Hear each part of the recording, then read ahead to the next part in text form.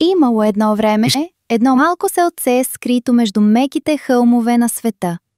Там, всяка вечер, точно в 9 часа, жителите лягали да спят. Но не защото някой им го казвал, а защото лунният часовник им го показвал. Това не бил обикновен часовник. Бил сребърен, с махало от светлина и стрелки от звездни лъчи. Висял точно над най-високия хълм и когато луната се издигала, часовникът започвал да свети нежно, тихо, топло, като песен за сън.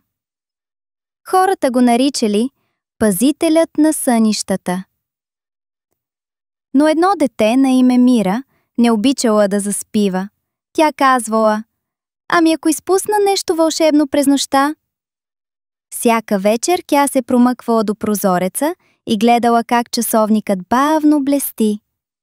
В една такава нощ тя прошепнала: „Часовнико, защо всички заспиват, а аз искам да остана будна?“ И тогава сякаш чула отговор.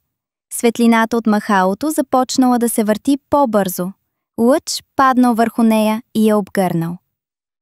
Изведнъж Мира се озовала на върха на хълма, до самия часовник, а той и проговорил, с глас мек и дълбок: „Всеки има нужда от сън, малка звездичке.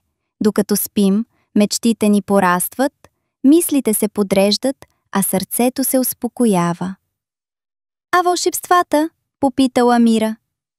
„Те се случват в съня, Мира. Там птиците говорят, дърветата се разхождат, а моретата пеят песни. Там ти можеш да бъдеш и русалка, и рицар, и облак, ако поискаш.“ Мира се усмихнала.